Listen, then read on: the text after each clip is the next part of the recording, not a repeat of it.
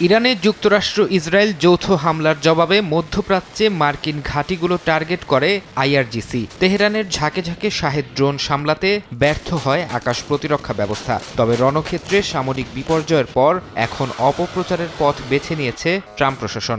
ইরানের দাবি হুবহু শাহেদ ড্রোনের মতো করে লুকাস নামের ড্রোন বানিয়েছে যুক্তরাষ্ট্র। এসব ড্রোন দিয়ে তুরস্ক, কুয়েত এবং ইরাকের মতো মিত্র দেশগুলোর বেসামরিক স্থাপনায় হামলা চালিয়ে তেহরানকে কাঠগড়ায় দাঁড় করানোর চেষ্টা চলছে। ইরানের খাতাম আল আম্বিয়া সদর দপ্তর থেকে প্রকাশিত বিবৃতিতে বলা হয়, তাদের প্রতিটি অভিযান সুনির্দিষ্ট নীতি মেনে পরিচালিত হয় এবং লক্ষ্যবস্তু হিসেবে থাকে কেবলমাত্র যুক্তরাষ্ট্র ও ইসরায়েলের সামরিক স্থাপনা। ইরান স্পষ্ট করে জানিয়েছে, নিজেদের কোনো হামলার দায় নিতে তারা অস্বীকৃতি জানায় না এবং প্রতিটি অভিযানের পর আনুষ্ঠানিক বিবৃতি দেয়। ফলে মধ্যপ্রাচ্যের কোনো দেশে বেসামরিক স্থাপনায় সাম্প্রতিক হামলাগুলোর সাথে ইরানের কোনো সম্পৃক্ততা নেই।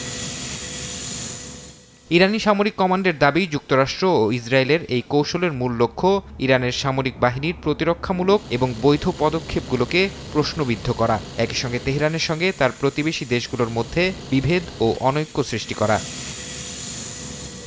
তথ্য প্রমাণ হিসেবে ইরান বলছে, সাইপ্রাসে ব্রিটিশ বিমান ঘাঁটিতে হামলাকারী ড্রোনটি ইরান থেকে আসেনি বলে খোদ যুক্তরাজ্যের প্রতিরক্ষা মন্ত্রণালয় নিশ্চিত করেছে। এছাড়া সৌদি আরবে মার্কিন দূতাবাস বা ইরাকি কুর্দিস্তানের লানাজ শোধনাগারে হামলার ঘটনাগুলোও ইরানের ভাবমূর্তি ক্ষুণ্ণ করার সুপরিকল্পিত ষড়যন্ত্র। এই ফলস ফ্ল্যাগ অপারেশন রুখতে আঞ্চলিক দেশগুলোকে ঐক্যবদ্ধ থাকার আহ্বান জানিয়েছে ইরান। ফারহাদ চৌধুরী, সময় সংবাদ।